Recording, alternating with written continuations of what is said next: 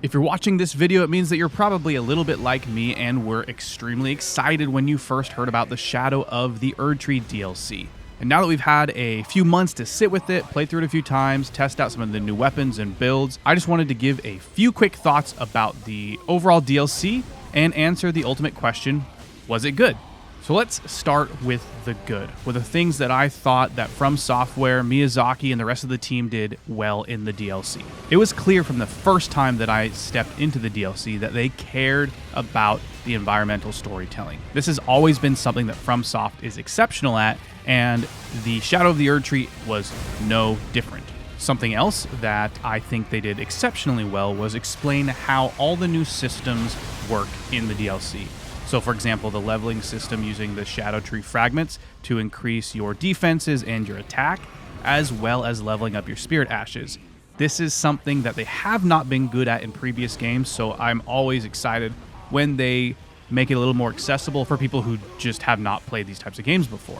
Anytime I came across someone or talked to a friend that didn't know how a system worked, it was usually because they just skipped over a tutorial menu that clearly explained what to do. I myself was guilty of this for quite a few different things in my first playthrough of Elden Ring, so now I've just learned to just take a second, breathe, and read the text. It makes it all that much easier. Something else I think is awesome is their new weapon types, their new weapon designs. I still stand by the dry leaf arts and the new kind of martial art weapon types. Those are my favorite I've ever played within a FromSoft game. They're so much fun, they give you so much diversity, and they have very, very clear strengths and weaknesses that allow you to exploit both of them. So I love the new weapon types they put in this. I love the new items that they give you at your disposal, but there are some downfalls to these as well, but I'll talk about those in the bad in a little bit. I stand by the fact that From Software is the top tier when it comes to boss design. I think their creativity in not only boss fights, the visuals of boss arenas are by far better than any other developer out there, and Shadow of the Erdtree did not disappoint. I thought there was so much spectacle. I loved the music. I loved the soundtracks behind a lot of the boss fights, and there were some hidden and kind of secret boss fights that I was blown away by how much detail and effort they put into stuff that only a small percentage of the player base will actually even find on a first or second or even third playthrough. My favorite of all the bosses being Romana, Saint of the Bud. I hope I'm saying that right, but you can correct me in the comments below. That was my favorite fight, and there was no one particular thing that made it exceptional to me, but I just loved the design of the boss. I love the music. I love its moveset. I thought it was really, really creative how they integrated both the melee, those weird jumping attacks that she did, as well as the butterflies of rot that would kind of go everywhere. It was a lot of fun,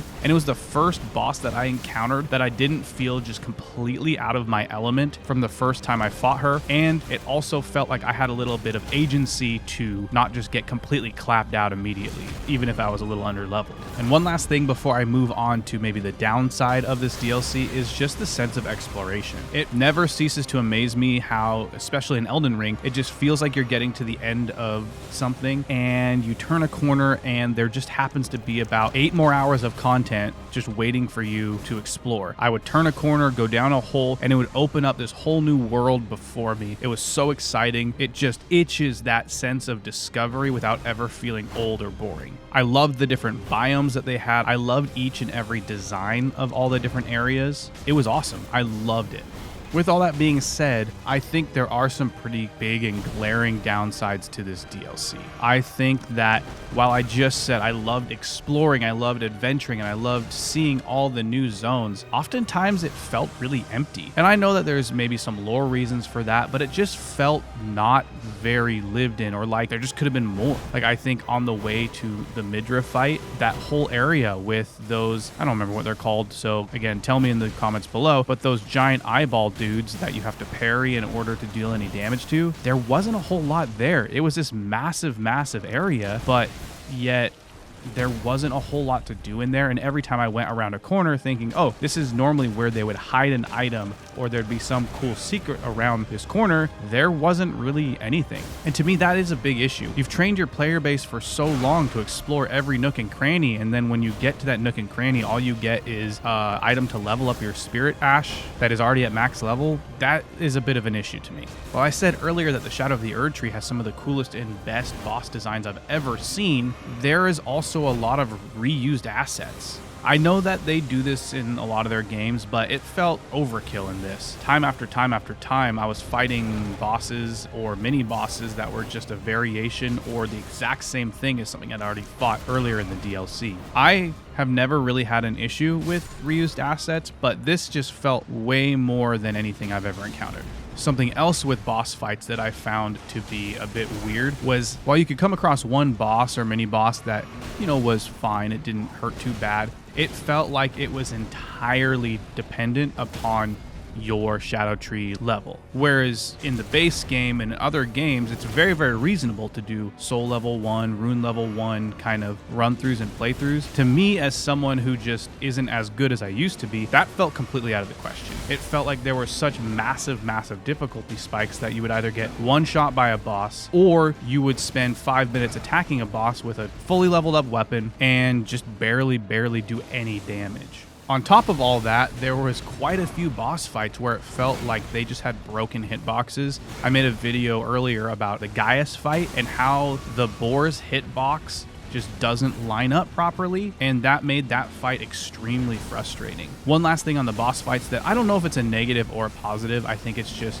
changing how we think about boss fights, is there were so many fights where the bosses were so hyper aggressive that it did not feel like you had any agency to do anything. I think one of the great things that they do with their boss fights is, while very hard and can feel overwhelming, if you just kind of sit and just kind of learn how those bosses act and interact with the environment and interact with you, you can kind of learn your windows, learn the mechanics, and then kill the boss. Well, in this, it felt very much like there was so many bosses that were so hyper aggressive that anytime you tried to do anything, you just would be punished for it. So it didn't feel like there were those windows as planned out where you could learn the mechanics and then take advantage of those weaknesses. It just felt like any weakness that a boss had was completely overshadowed by how hyper aggressive it was. So you couldn't actually take advantage of those windows. That might be a personal thing, but I definitely had some issues when it came to Radahn, especially at the end, and Mesmer's second phase. One last thought that might be a little bit of a downfall with the DLC is its weapons and weapon types. And I know I just said that that's one of the highlights for me, and that's when it comes to PvE. I'm mainly a PvE player. I haven't dabbled too much in PvP in Elden Ring, as you may have seen from one of my earlier videos. I'm no good at it. But I think that a lot of the weapons and new weapon types in the Shadow of the Erdtree completely break PvP. And what I mean by that is, in the past, if you wanted to use any sort of lasers or like say Moonveil Katana, right? Or the Sword of Night and Day or anything else that has this massive range advantage, even though it's a melee weapon, you would have to put certain attribute points to dedicate to doing damage with magic or with range of any kind. Well, with a lot of the new weapons that scale off of strength and dexterity, but yet also have this massive range component to them, it seems to give you the best of both worlds. If you're a magic user, there's often a risk reward. If you're a melee user, there's a risk reward. If you're a melee user, you often have more health, more defenses, but you have to get in closer to do damage. With the range, you do way more damage, but if you get hit and allow something to get closer to you, you take way more damage. But with a lot of the new weapon types and a lot of the new consumables and items you find, it kind of removes any of that and allows these tanky, beefy players to also use these massive range attacks, which I feel breaks the PvP in a way that I don't think is very good. Even though I know there's a lot more good and a lot more bad to talk about in the DLC, I kind of want to finish up by just summarizing everything and answering that question, was this good? I think that the Shadow of the Erdtree has some extremely high highs. I think that some of the boss fights are incredible. I think the music is incredible. The environmental storytelling is amazing, but it also has some weird pacing issues, and you can feel like you're getting bottlenecked if you haven't leveled up your Shadow Tree fragments enough. So it kind of creates this weird dynamic where you want to go explore, but you also are being hindered by just getting one shot by everything. There's a lot of vast areas to explore, but sometimes they feel extremely empty, and not just because of lore, but because there maybe wasn't enough added to that area. A lot of items that you pick up are just repeats of things you've already found. While there are some amazing new weapon types, they also break PvP in a way that I don't think is very good. So at the end of the day, as a massive Elden Ring fan, I've said in many of my videos that Elden Ring is my favorite game. I was going to play this DLC no matter what, whether it was good, whether it was bad. And at the end of the day, I think it is good, but I think that's all it is. I didn't think it was great. I didn't think it was bad. I thought it had some great in it, and I thought it had some bad in it. I think that this is a DLC that should have been left in the cooker for another, maybe even year, and just turn it into Elden Ring 2. I think there's so much content, but yet some of it felt empty and without any meaning. Also, if there was more time spent on this and it wasn't put out when it was, there may have been things like less reused assets and less repeat items that you find over and over and over and over and over and over again. If you've played the DLC and don't have every single one of your spirit ashes leveled to max, like, that's insane. There's so many different things in here to level your spirit ashes. I'm sick of it, even though I do like spirit ashes.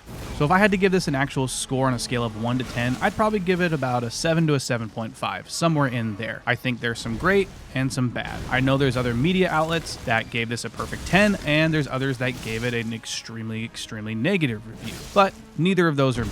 I want to know what all of your thoughts are, though. Again, this is just one person's opinion who has played this game for hundreds of hours, but I want to know what all of you think. So be sure to let me know in the comments if you agree with any of these points or if there's anything you would add to this review. The game has been out, like I said, for quite a few months now, so we've all had some time to sit with it. Are you still playing it, or have you moved on to something else? If you enjoyed this or found it insightful, be sure to subscribe, because I'm always uploading new tips, tricks, other Elden rants, and various Elden Ring videos. Thank you so much for watching, and I'll see you next time. Peace.